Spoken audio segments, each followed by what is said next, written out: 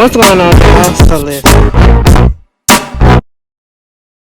What's going on, y'all? So we back again for another episode review of Love and Marriage Huntsville. This is season 6, episode 31. Girl. Why was this episode 31? Okay, 31, 32, 30. It shouldn't even be saying 30, but you know, it is what it is. It's not going to be a long review because, girl, it's the finale. Y'all almost didn't get this at all, okay? At all. But I said, Ashley, go ahead and watch this. I ain't even see that much chitter chatter about it on my timeline yesterday. But anyway, so we get up into the episode. Stormy, and you want to know how I know it's time for me to go from a show? And maybe because it's been on too long, meaning, like I said, again, 30 something episodes. It's the fact that I really don't care about none of the storylines that happened this episode. You had the most, and I hate to even say this because I do still somewhat like Kimmy out of everybody on the show, but at the same time, Kimmy is messy and it has come out more and more and more. But you know, she's the type of person that's gonna stick by her man regardless. She no different than Tisha. Okay, she really no different than Tisha. She just appears to be somewhat, I guess you would say, a little bit smarter, I guess, but I feel like they on the same level. Okay, because they gonna stick by their man regardless, you know. But at the same time, you know, she did a little date night for Maurice and her, and that was cool, whatever. I didn't really care to see a long, dragged out scene. I feel like that scene went on a little bit too long than I needed it to be. And it's just because, and I know somebody gonna be like, well, why you even? Because listen, I like to finish what I started on most of the majority of the things, okay? And at the same time, my feelings about this couple has completely changed because of the whole situation with what Maurice came out and said. And every time he comes onto the screen and he says something about their relationship and the way that, you know, he is very much, I don't want to say nonchalant, but it's almost like, well, that's not really taking into consideration with the fact of how your wife may be feeling as the reason why she can't have sex the way that she wants to have sex with you. You know what I'm saying? Like things used to be. And it's all in the mind. It's all in the mind. No, it's all in the mind. It's in the body chemistry that has changed. It's in the hormonal changes and all of that stuff. Given the fact that this woman had went through chemo, radiation, surgery, all of this that knocked her body out of whack. Okay. And you're so concerned about that. And then doing this interview, basically making it seem like you can't live without sex, and that basically, you know, Kimmy be laying there and just giving it to you just because you need it or whatever, not necessarily because she wants to, because she know that you need it. That's how you came off. And this man has yet to really, in my opinion, kind of like apologize to the point where I understood where people was coming from and you were coming from and how that could be very disrespectful, and it felt sincere enough for me. Granted, it ain't my relationship. He ain't got to apologize to me, but at the same time, if Kimmy like it, I guess. Okay, it wasn't good enough for me. And then to see this woman sitting here telling you that, going through all of that, and then seeing people on social media, I said, now this is the part that really pissed me off on this thing. I ain't even gonna hold y'all. Who was on social media? And this is the drawback of social media. You know what a person is going through. You see their struggle being played out on TV. Everybody that watched this show, and 9 out of 10 is everybody who follows these people, watched the show.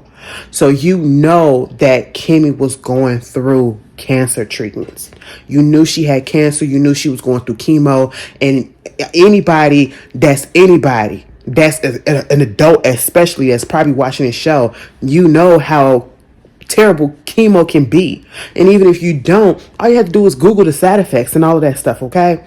And so you mean to tell me that it was people really being a-holes and commenting and being nasty to her about her appearance because of the fact that she is going through cancer and chemo? You mean to tell me people were really being rude like that? I said, oh my God, you know, social media is where people get big, bad, and bold behind fake pages, behind their own pages and won't even say nothing, or no profile pages, or pages where they have the picture of somebody else on there instead of them, and that gives them all the heart, all the courage or whatever to just say any and everything that they want to. But if you was to see that person in real life, meanwhile they ain't got their picture up there, they ain't got no real pictures of themselves up there, because if you look at them, they probably look worse than the person that they're talking about, and that's because they got so much insecurity in themselves, so therefore let me attack somebody else. That's just basically what it was, right? And I just feel bad for Kimmy at that part. And this will really piss me off more about Maurice is the fact that you hear your wife say this, and then I'm just thinking about you was still over here giving interviews talking about the fact that you couldn't get no sex. Girl, and talk about something, it's all in your mind, it's all in your mind, and she's still trying to do stuff to make you happy. Doing the bourgeois sweet photo, whatever, even though she said that was kind of for her to make her see what other people see in her, because just because you want to say that I look good or whatever, or this look good, that person has to realize it for themselves, you know what I'm saying? And so, I mean, it was cute. I ain't gonna lie, baby, when she did that, my mind had flashback, no shade, because this was one of the funniest moments I feel like on the show on season 2. I think, was it season 1 or season 2? Y'all remember on Braxton Family Values, I think it was season 1, when it was Vince's birthday and Tamar had did that photo Tamar did that photo shoot. It was supposed to be the sexy lingerie bourgeois photo shoot or whatever, and presented the photo in front of the whole family at that restaurant. That was funny to me, and that's what that reminded me of. But Kimmy did it right. Maurice did appreciate it. I did find it a little bit funny when he opened up his shirt and he had them penciled on abs or whatever. But anyway, moving on from them, they'll be alright. I just don't care. Another person I really don't care about, Tisha and Marcel. Listen, Tisha finna come to the reunion and she about to wreak havoc. And I'm honestly kind of looking forward to her actually speaking up this time, you know what I'm saying? Like, for real. Now, did y'all see that preview for the reunion? Pause.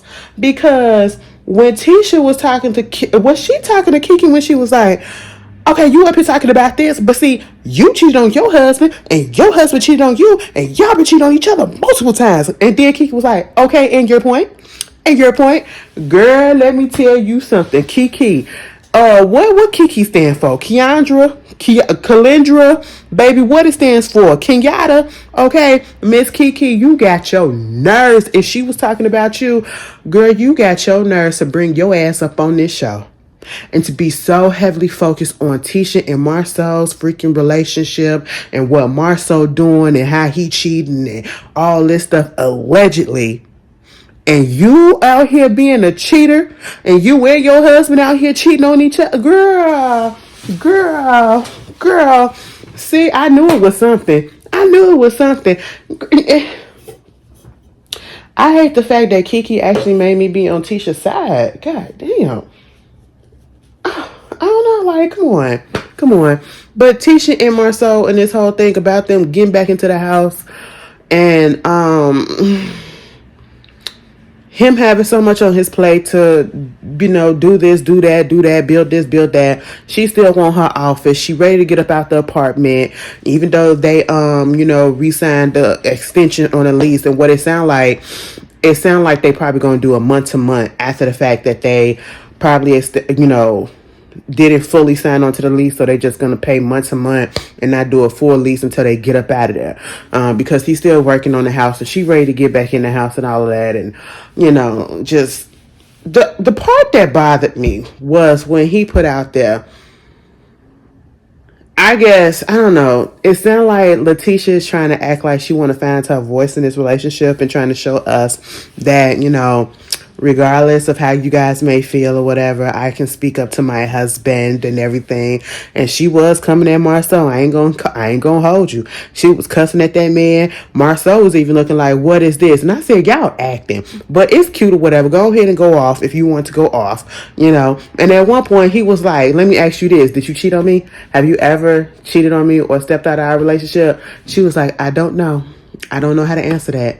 I don't know if I can give you an answer. And you want to know what? Tisha, for a slight second, I was very much here for you doing that, because what she did in that moment, regardless of what it was, She basically did a Marceau on Marceau, because every time that conversation came up about whether or not he cheated and is this allegation true, he would never give a straight answer. He would go around the block, down the corner, across the street, walk through the park, take a swim, come back to the field house, dry off, and do it all over again before saying yes or no.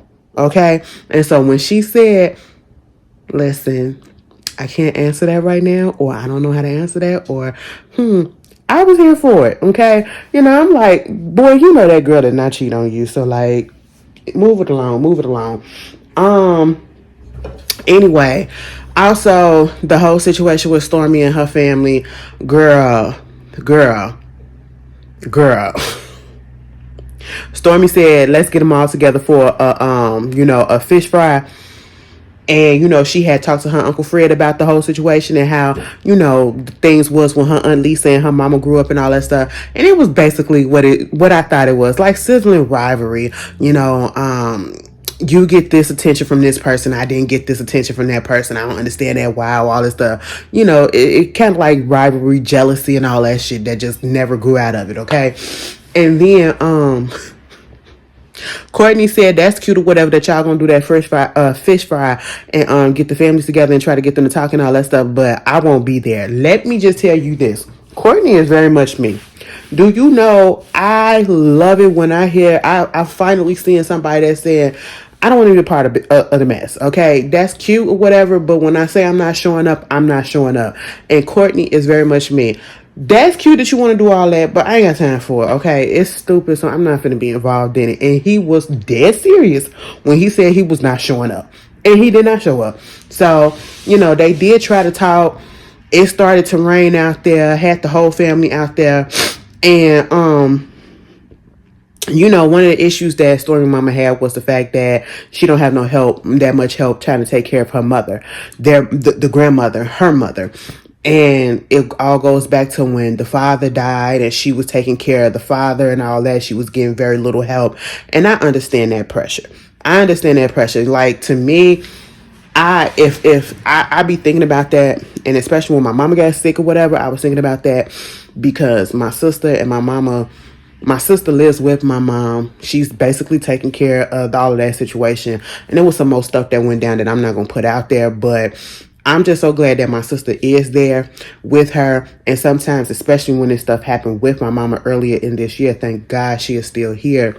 I felt so bad because I was still out here and I wasn't out there close enough, or at least close enough where I could just get in the Uber and go 15 minutes to the crib anytime just to, check in and to drop off this and to make sure all of this was okay and everything, and to relieve my sister because she's stressed out. She was stressed out at that point because my mom was in and out of the hospital, going to doctor visits and all this stuff, and, financial stuff. The only thing that I could help with was financial stuff, you know what I'm saying? But actually being there, sometimes it ain't about the money. It's about actually physically being there and helping that person. And so I felt real bad, and I felt like, I don't want my sister to have resentment for the fact that I'm not there to fully help and to help alleviate some of the pressure off of her or whatever. And I've had conversations with my sister. She said it's all to the good. So as long as she's saying that, and I keep periodically checking up, our relationship is good, but I felt so bad. So I understood where Stormy Mama was coming from. You know what I'm saying?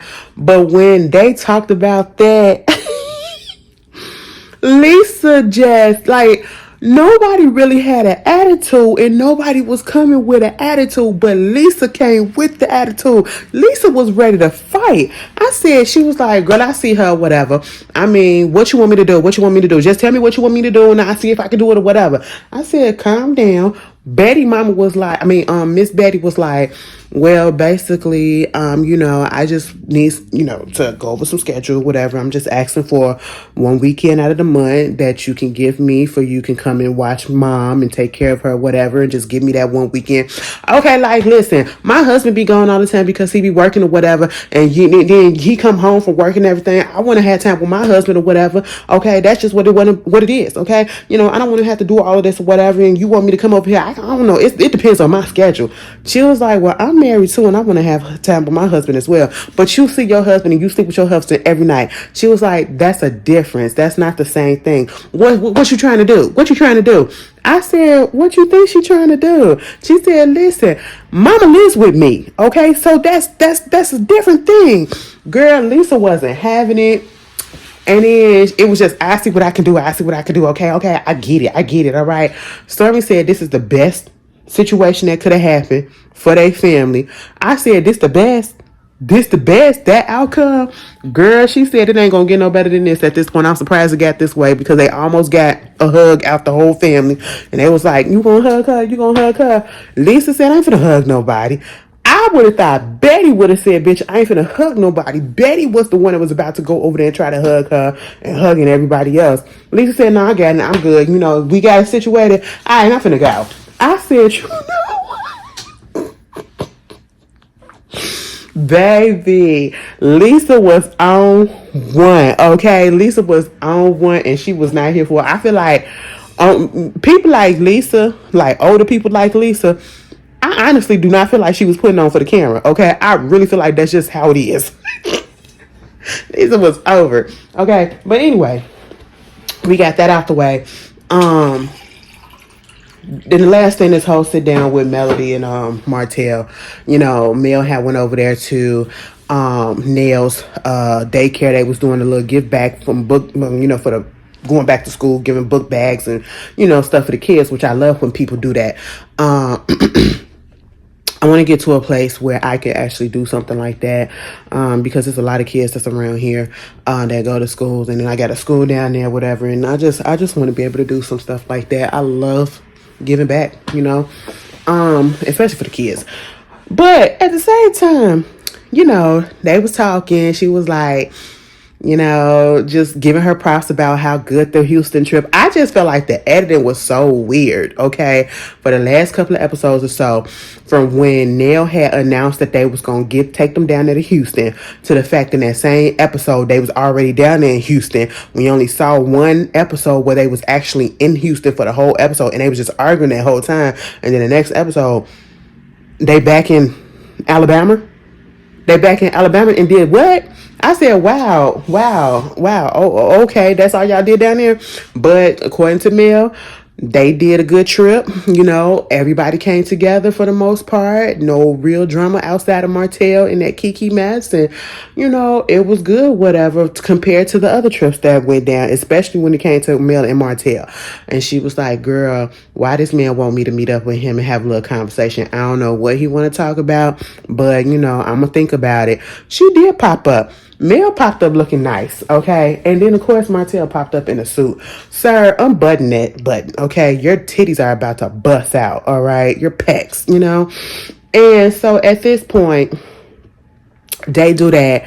And Mel, I'm pretty sure, I don't know, Mel better than me. I'm pretty sure it was just for the cameras and for the TV, and what production probably convinced her to do. I don't know what they had to do to convince her to sit down with this man, but probably bumped up her pay. I don't know. Okay. But you would have had to pay me twice my salary that you already paid me to sit down with this motherfucker. All right. Because she already was prepared and we already knew, because it's Martell, and given how he been, we know what he gonna do. She sat down. First of all, you paid $4 for her coffee. That's it. That's it. You cheap bitch. But anyway, you know when you can't really stand somebody because you know they full of it. You just gotta find any small thing to nitpick at. I had to call that man, you cheap bitch. Like, that's the only thing that you can afford. Because when Melody said, I do all the stuff for my kids, you know, like even bringing you grocery for them. I said, what? I said, you basically call that man broke. Can't buy food for your kids. Anyway, they sat down and she was like, it was some flowers on the table. She said, oh, what is these flowers for? Oh, these are just for you. Why were you bringing me these? Okay. I think it's mad inappropriate. We are not in that place and I don't want anything from you. Girl, at first I was like, now Melody, you could have took the flowers. But then I said, you know what? No, because that would have opened up because it's Martell. And I know somebody gonna be like, she ain't have to act like that. She ain't have to act like that. She ain't have to act like that. Yes, she did.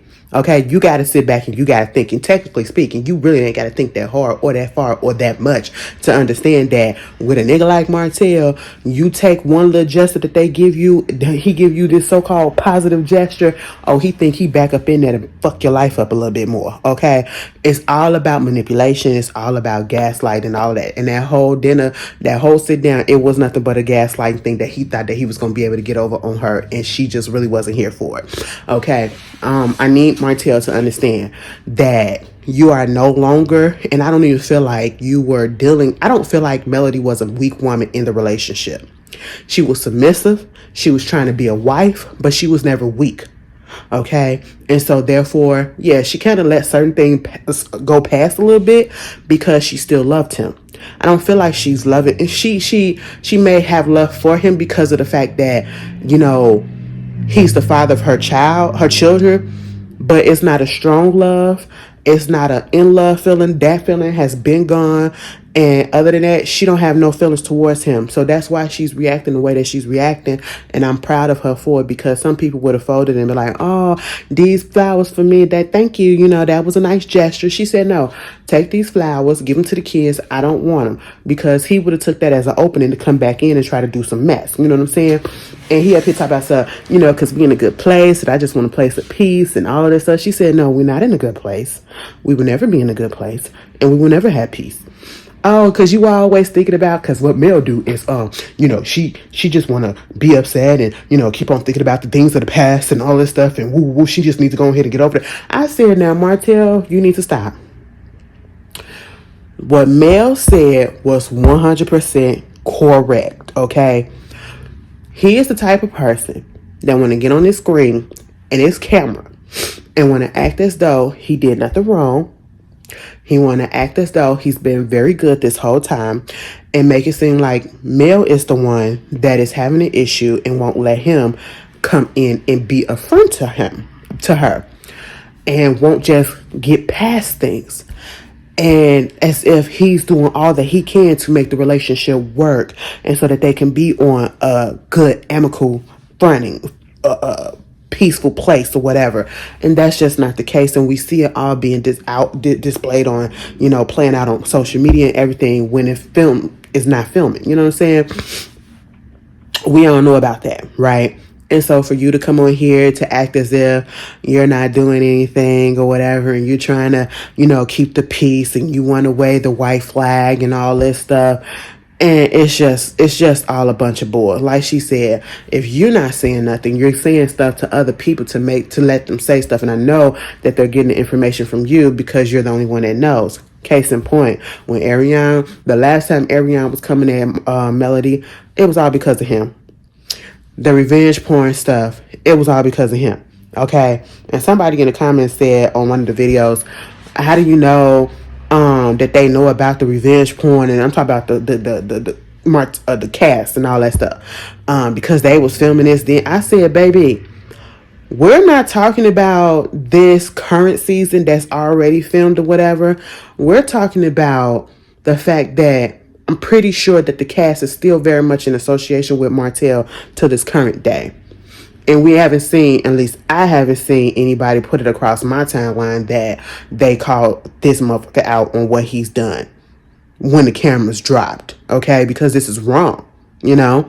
Maybe we'll see that at the reunion. But then again, the reunion has already been filmed so many weeks ago.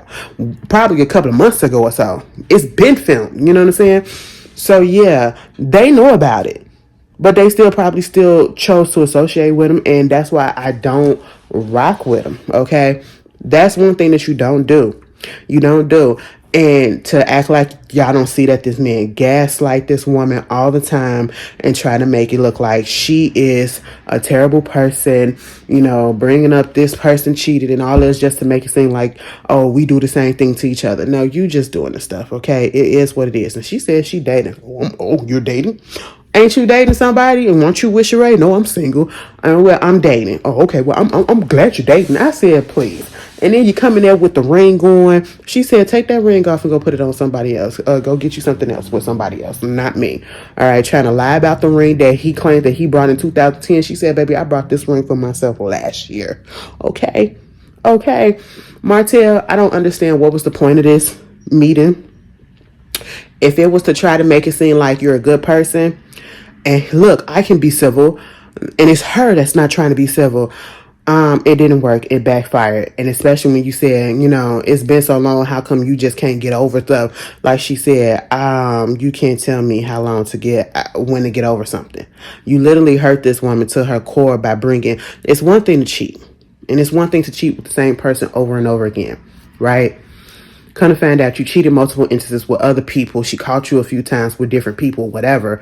And that's what was revealed last week when they was in that Houston thing, when they was going back and forth. But you also brought in a fucking break baby and then had the nerve to say, if not a break baby, a cheating baby, like you cheated on her and you produced a child in that affair, And then has the nerve to say, well, if I had known that, this would have caused destruction to my family and stuff like that, I probably wouldn't did. I said, so you mean to tell me that had you known, you did not know that cheating could probably break up your family?